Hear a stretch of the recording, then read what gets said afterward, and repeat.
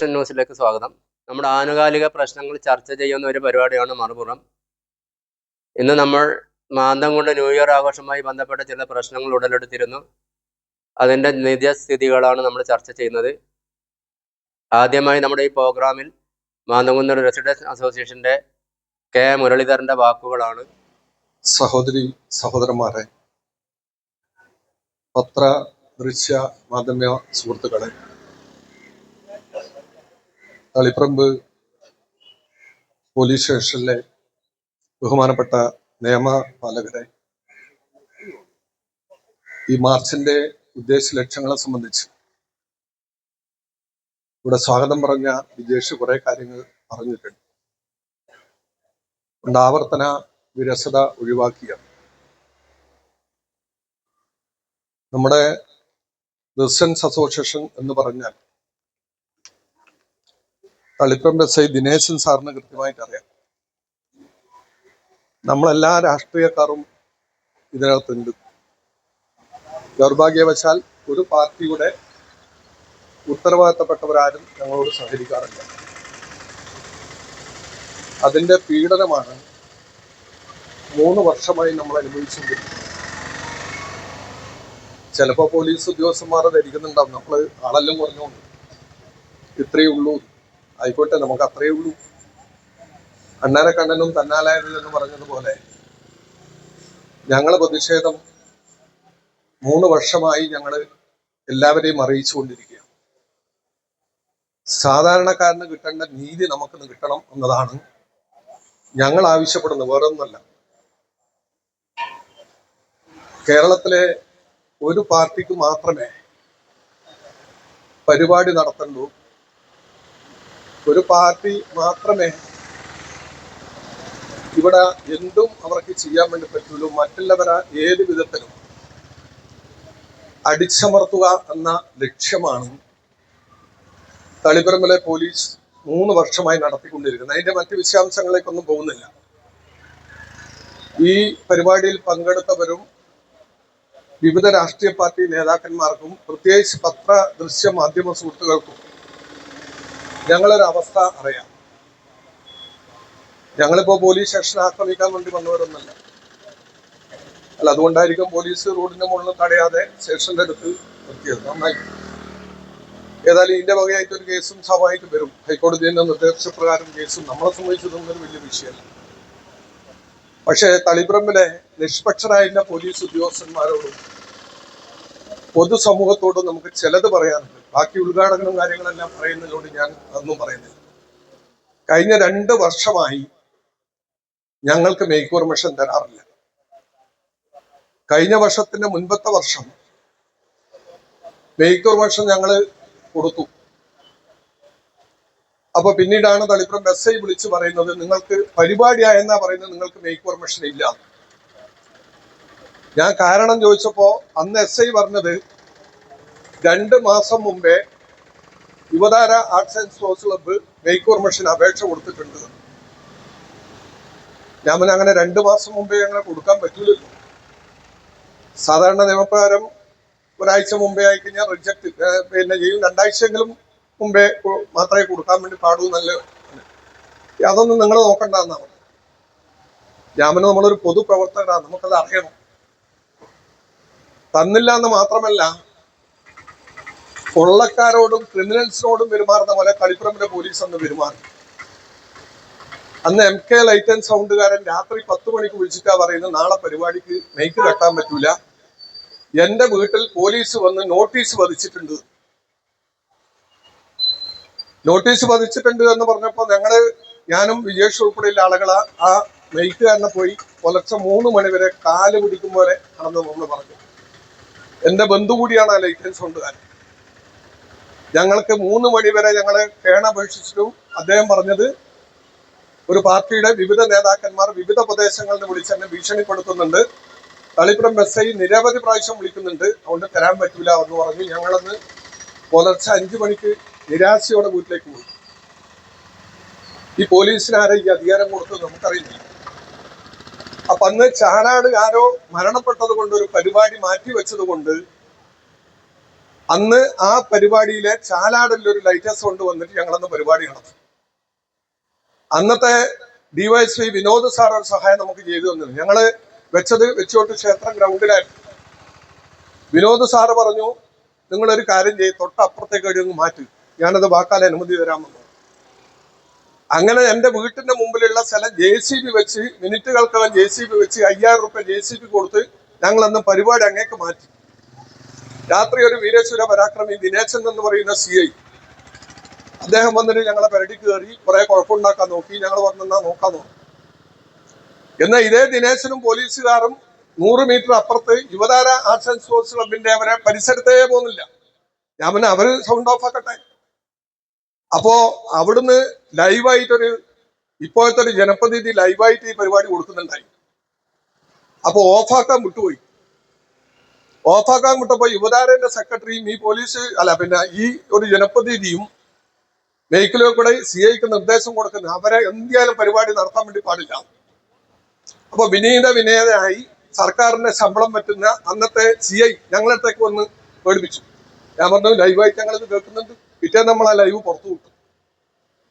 കഴിഞ്ഞ വർഷത്തെ സ്ഥിതി എന്താന്ന് പറഞ്ഞു കഴിഞ്ഞാൽ ഇതേപോലെ തന്നെ കഴിഞ്ഞ പ്രാവശ്യവും. അതുകൊണ്ട് ഞാൻ കുറെ സമയമെടുക്കാത്തതുകൊണ്ട് മറ്റൊരുപാട് ആളുകൾ പ്രസംഗിക്കാനുണ്ട് എന്നതുകൊണ്ട് ഞാൻ അത് പറയുന്നില്ല. കഴിഞ്ഞ വർഷം ഇതേപോലെ തന്നെ യുവതാര ആർട്സ് ആൻഡ് സ്പോർട്സിന്റെ സ്ഥലത്ത് അവർ പെർമിഷൻ കൊടുത്തു. മാസങ്ങൾക്ക് മുമ്പ് ഞങ്ങൾ പെർമിഷൻ കൊടുത്തു. രണ്ടുപേരെയും വിളിച്ചു വരുത്തി ഞങ്ങൾ പറഞ്ഞു, ഞങ്ങൾ സമാധാനമായി നടത്തിക്കൊള്ളാം. അങ്ങനെ സൗഹാർദ്ദത്തിൽ അന്നത്തെ ഷാജി പട്ടേലിയും ദിനേശൻ സാറും കൂടെ അന്ന് നമുക്ക് വാക്കാൽ പരിപാടി നടത്താൻ അനുമതി വന്നു. ആ പരിപാടി അനുമതി വന്നതിന് ശേഷം നമ്മളെ ഒരു 3000-ലധികം ആളുണ്ടാവും. അവരൊരു 200 ആളുള്ളത്. ആ പരിപാടി നടക്കുന്നതിന്റെ ഉച്ചക്ക് ആണ് തളിപ്പുറം ബസ്സെ വിളിച്ചു പറയുന്നത്, നിങ്ങളെ സൗണ്ട് ഭയങ്കര അധികമാണ്, അതുകൊണ്ട് പറ്റൂല എന്നാണ്. ഞാൻ പറഞ്ഞു, സാറേ സൗണ്ട് കിട്ടിയില്ല, പിന്നെ എങ്ങനെ സൗണ്ട് അധികം വരുക? ഏതോ ഒരു ഓഫീസിൽ നിന്ന് വിളിച്ചു പറയുന്ന നിർദ്ദേശം കേട്ട് തുള്ളുന്ന വൃത്തികെട്ട പോലീസാ തളിപ്പറമ്പിലെ പോലീസ്. അപ്പൊ ഞാൻ പറഞ്ഞു, സാറേ വന്ന് നോക്ക്, ഇവിടെ സൗണ്ട് കിട്ടിയില്ല, പിന്നെ ഇങ്ങനെ സൗണ്ട് അധികം എന്ന് പറയുന്നത്. അപ്പൊ കോഴിക്കോടുള്ള നമ്മുടെ പരിപാടിന്റെ ഭാഗമായി വരുന്ന DJന്റെ ഒരു മുടിയൻ എന്ന് പറയുന്ന ആളെ പോലീസ് നിരന്തരം വിളിച്ച് പറയുന്നു, പരിപാടിക്ക് വന്നാൽ കേസെടുക്കും. ഞാൻ അന്നത്തെ DYSP സുരേഷ് സാറിനോട് സംസാരിച്ചു. അദ്ദേഹം പറഞ്ഞു, നിങ്ങൾ നടത്തിയപ്പോ പ്രശ്നമൊന്നുമില്ല എന്ന് പറഞ്ഞു. അങ്ങനെ ഒരു 100-ലധികം പ്രാവശ്യം ആ പരിപാടിക്കാരനെയും ഞങ്ങളെ സംഘാടകരെയും മെയ്ക്കുകാരനെയും തളിപ്പറമ്പ് പോലീസ് വിളിച്ചു. നേരെ മറിച്ച് അപ്പുറത്ത് യുവതാര ക്ലബിന്റെ ആളുകളെ ഒരാളെ പോലും വിളിച്ചില്ല. അവർ പയ്യന്നൂരില്ല ഒരു ഒരു ഓർക്കസ്ട്രേന്റെ ഗാനമേളയാണ്. ഞാൻ അവരെ വിളിച്ചു ചോദിച്ചു, നിങ്ങളെ വിളിച്ചിട്ടുണ്ടോ? ആ ലൈറ്റ് സൗണ്ടിന്റെ ആളുകളും ഞങ്ങളെ പരിപാടി കാണാൻ വേണ്ടി വന്നില്ലേ. അവര് പറഞ്ഞു, ഇതെന്തൊരു നീതിയാണ്. ആ പരിപാടി ഉദ്ഘാടനം ചെയ്യുന്നത് പ്രമുഖ സിനിമാ നടൻ സന്തോഷ് കിയാത്തൂറാണ്. ആ സന്തോഷ് കിയാത്തൂറാണ് ഉദ്ഘാടനം ചെയ്യുന്നത് എന്ന് എല്ലാവർക്കും അറിയാം. ഞാൻ തളിപ്പറമ്പ് പോലീസുകാരോട് ചോദിച്ചു, അന്നത്തെ SIയോടും DYSPയോടും എല്ലാവരോടും ചോദിച്ചു, അന്ന് വിളിച്ച ഒരു സ്റ്റാഫിനോടും ചോദിച്ചു, ഞങ്ങളെ കോഴിക്കോടിലെ പരിപാടിക്കാരനെ വിളിച്ചു, നമ്മളെ ലൈറ്റേഴ്സ് ഉണ്ടാരനെ വിളിച്ചു, എന്നെ വിളിച്ചു, നിങ്ങൾ യുവതാര ക്ലബിന്റെ പരിപാടിന്റെ ആളെ വിളിച്ചോ? ഞാൻ അതിന്റെ ഉദ്ഘാടകനെ വിളിച്ചിട്ടുണ്ടോ? ഉദ്ഘാടകന്റെ നമ്പർ അറിയില്ലാണ് തളിപ്പറമ്പിലെ പോലീസിന്റെ വിചിത്രമായ. നിങ്ങളൊന്ന് ആലോചിച്ച് നോക്കണം. സന്തോഷ് കിയാത്തൂർ എന്ന് പറയുന്ന ഈ തളിപ്പറമ്പിലെ ഒരു പ്രമുഖ പാർട്ടിയുടെ ഭാഗമായി നിൽക്കുന്ന സിനിമാ നടന്റെ നമ്പർ പോലീസിന് അറിയില്ല. പക്ഷെ കോഴിക്കോടിലെ നമ്മുടെ DJ പരിപാടിന്റെ ആളെ നമ്പർ ഇവർക്ക് കിട്ടും. ആ പാർട്ടിയാണോ നിങ്ങൾക്ക് ശമ്പളം തരുന്നത്? ഞങ്ങളെന്ന് പരിപാടി നടത്തി. ഞങ്ങളെ പരിപാടി പിരിഞ്ഞു പോന്നെ ആ ആളെ അവരുടെ റോഡിന്റെ മുകളിൽ വെച്ച് ചന്ദ്രേച്ചിനെ ആദ്യം അടിച്ചു. ചന്ദ്രേച്ചി പരിപാടിയിലുണ്ട്.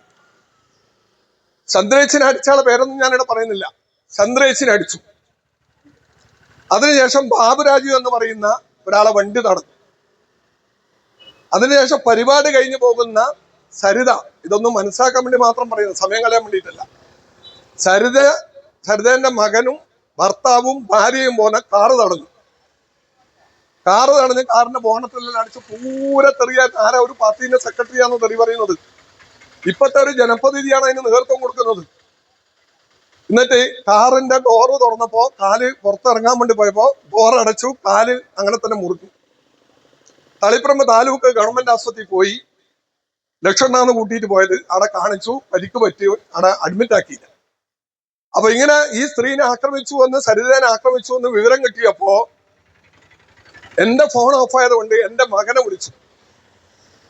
എന്റെ മകനെ വിളിച്ചപ്പോ എന്റെ മകൻ അമല് അവിടെ ഓടിപ്പോയപ്പോ എന്റെ മകനെ ഭീകരമായി അടിച്ചു.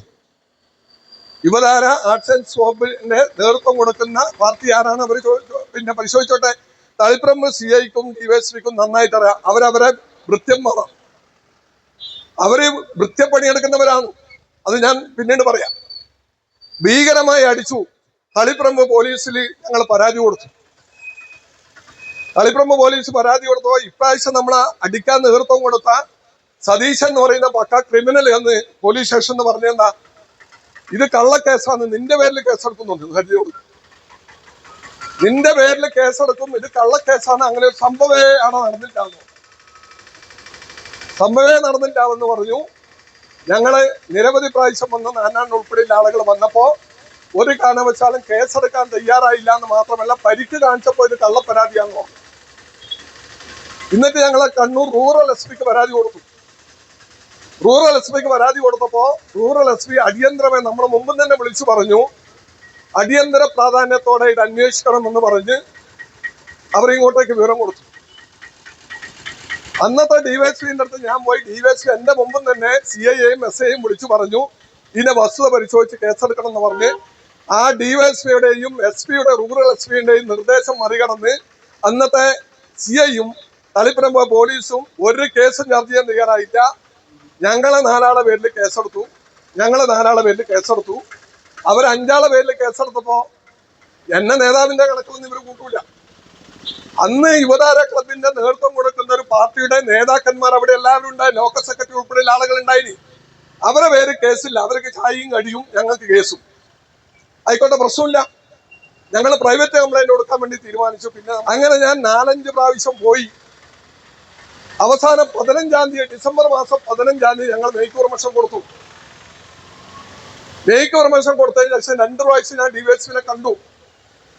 2-3 പ്രാവശ്യം ഞാൻ അയാളെ വിളിച്ചു.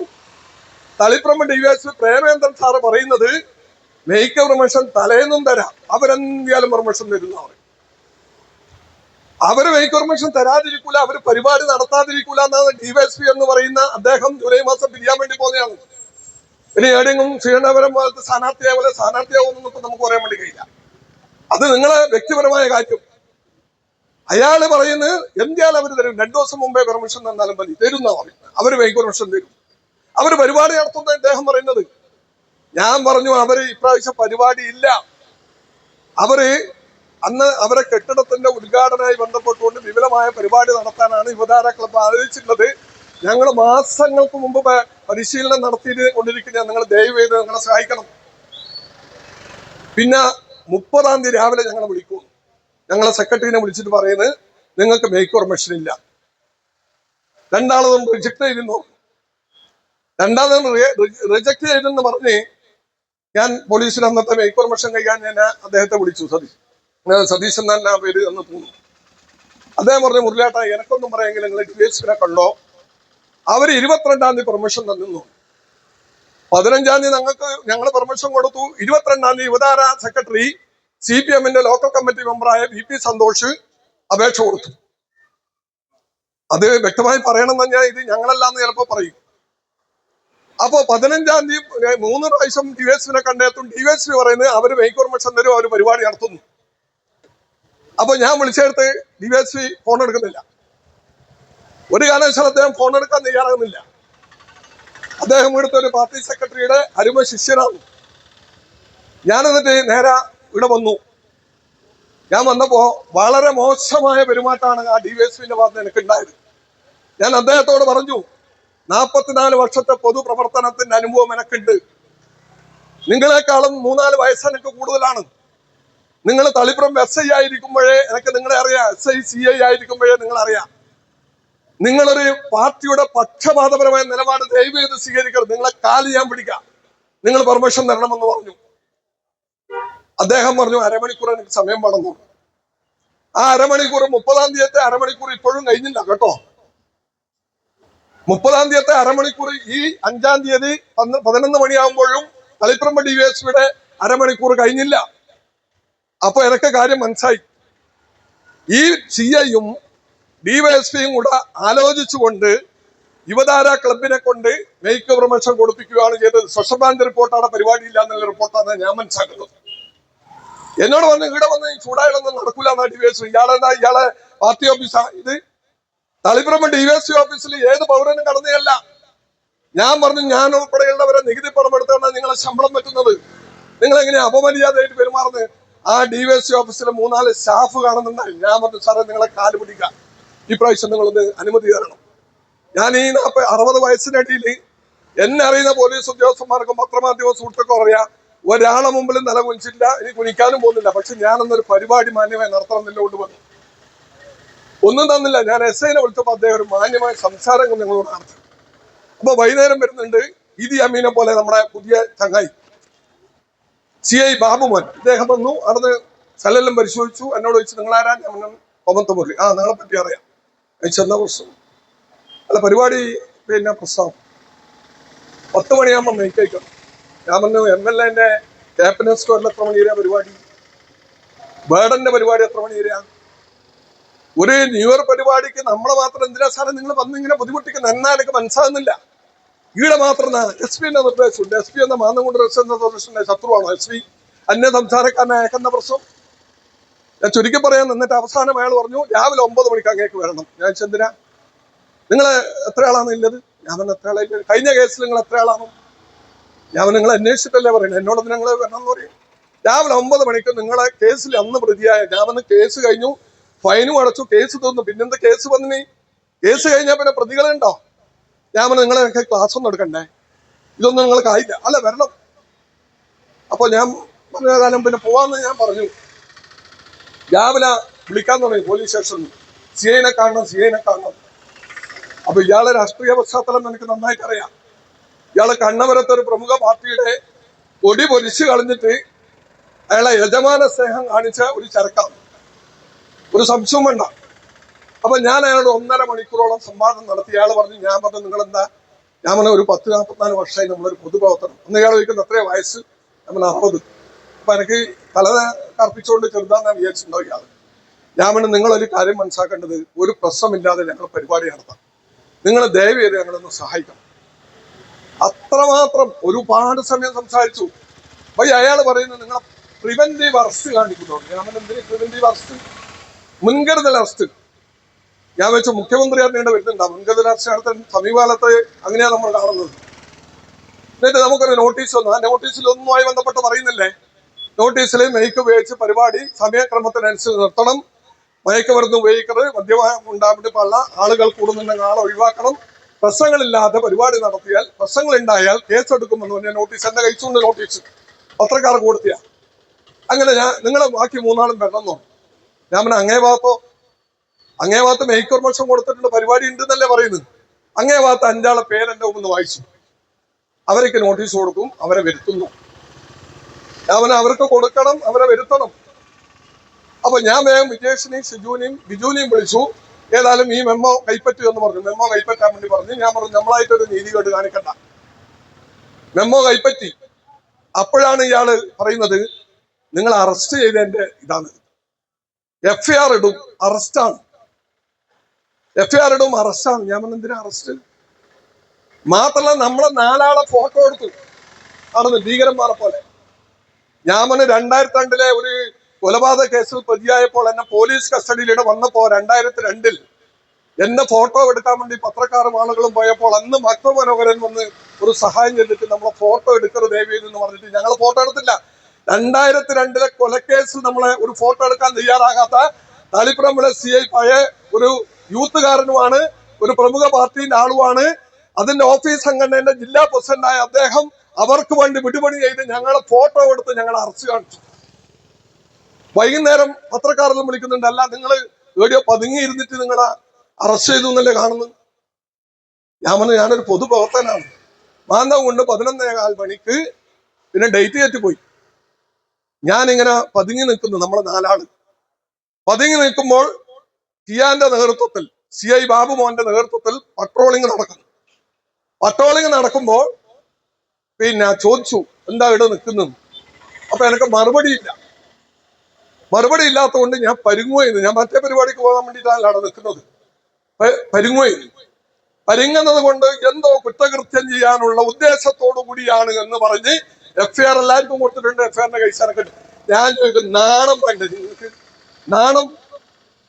എന്നിട്ട് ആ നോട്ടീസ് ഞാൻ എന്നിട്ട് ആ അന്വേഷിക്കാൻ വന്ന പോലീസ് ഉദ്യോഗസ്ഥരോട് ചോദിച്ചു, അല്ല എന്താന്ന് സ്ഥിതി, മറ്റവരെ കിട്ടിയോ? അവര് പണിക്കോയിന്നാ പറയുന്നു.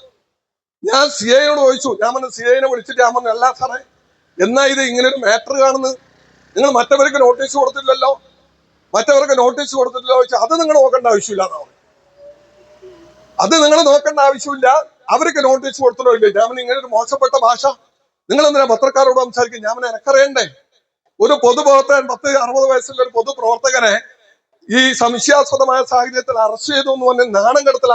അതിനകത്ത് മൊത്തമനോരമ വാർത്ത കൊടുത്താൽ ഫേസ്ബുക്കിൽ കുറെ ഈ അരുമ ശിഷ്യന്മാർ ഏടിയാ പോയത്, രാത്രി ഈ സമയത്ത് എന്താ പരിപാടി, ഒന്നിച്ചാര ഉണ്ടായത്, ഒറ്റക്കാണോ, ഏത് വീട്ടിലാണെന്നെല്ലാം ചോദിച്ചു കുറെ ഫേസ്ബുക്കിലിട്ടു.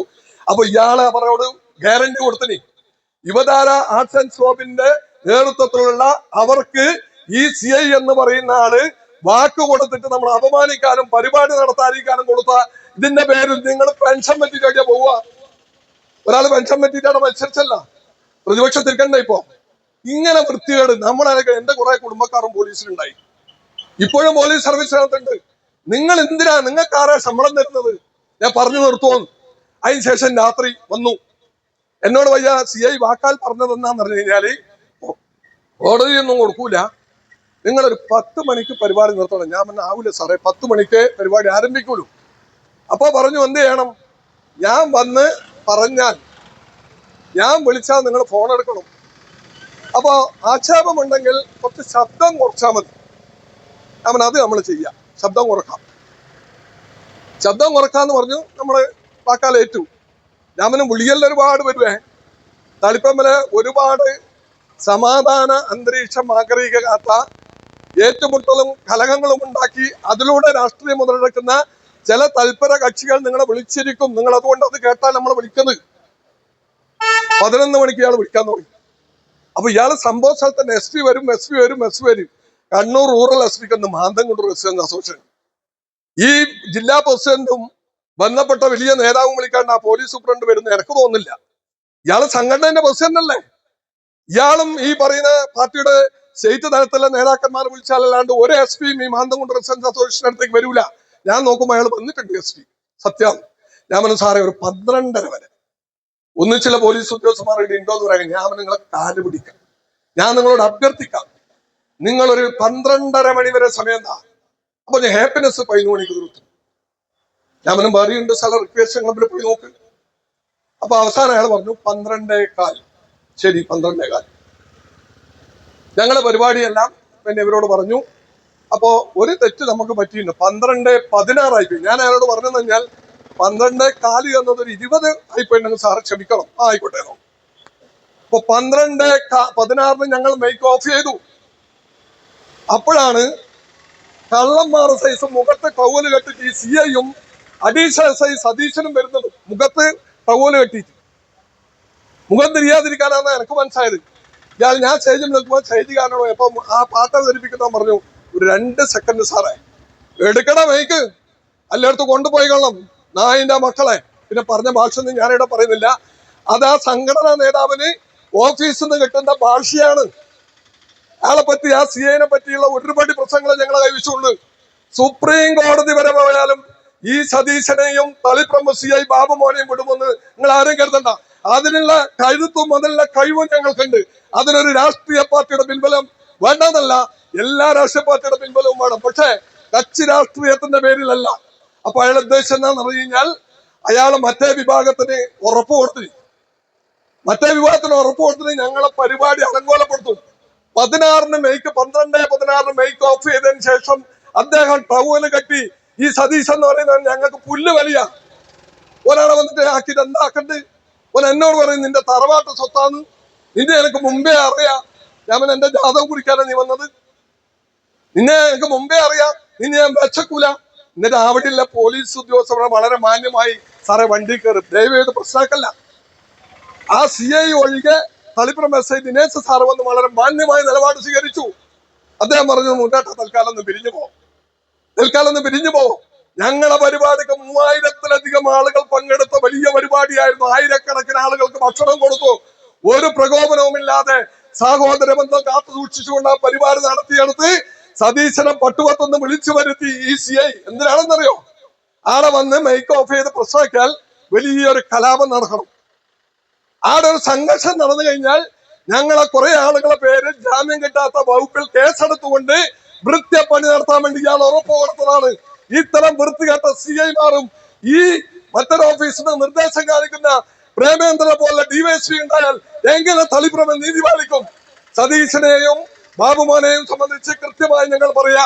ഞാൻ പ്രത്യേകിച്ച് പറയുന്നത്, ഞാനൊരു നിയമയുദ്ധം നടത്തി സുപ്രീം കോടതി വരെ വന്നാലും കഴിഞ്ഞ വർഷം ഓർത്തപ്പോ നിങ്ങൾ പോലീസ് സംഘടനയുടെ പ്രസിഡന്റ് ആയിരിക്കും. നിങ്ങളെ സഹായിക്കാൻ ഇനി 6 മാസം കാത്തുക്കണ്ടേ? നിങ്ങളെ സംഘടനയുടെ പ്രസിഡന്റ് ആയതുകൊണ്ട് നിങ്ങളെ സഹായിക്കാൻ ആളുകളുണ്ട്, പോലീസിന്റെ പിൻബലമുണ്ട്, രാഷ്ട്രീയ പിൻബലമുണ്ട് എന്ന് പറഞ്ഞ് ഒരു രാഷ്ട്രീയത്തിന്റെ ഭാഗമായി നിൽക്കാതെ ഞങ്ങളുടെ റെസിഡന്റ് അസോസിയേഷന്റെ പ്രവർത്തകന്മാരെ നിരന്തരം വാട്ടിയാടി തളിപ്രമ പോലീസിൽ നിന്നും ഇന്ന് വരെ ഒരു നീതി കിട്ടാത്ത ഒരു അവസ്ഥയിലേക്ക് ഞങ്ങളെ കൊണ്ടെത്തിച്ച ഈ തളിപ്രമ പോലീസിന്റെ നെറികാടിനെതിരെ എല്ലാ വിഭാഗം ആളുകളുടെ സഹായ സഹകരണങ്ങളും ഉണ്ടാകണം. ഇത്തരം വൃത്യപ്പണിയെടുക്കുന്ന CI-യും DYSP-യും ഉൾപ്പെടെയുള്ള ഈ സമൂഹത്തെ തുറന്നു കാണിക്കുവാൻ എല്ലാ ആളുകളും തയ്യാറാകണമെന്ന് മാത്രം വളരെ വിനയത്തോടെ അഭ്യർത്ഥിച്ചുകൊണ്ട്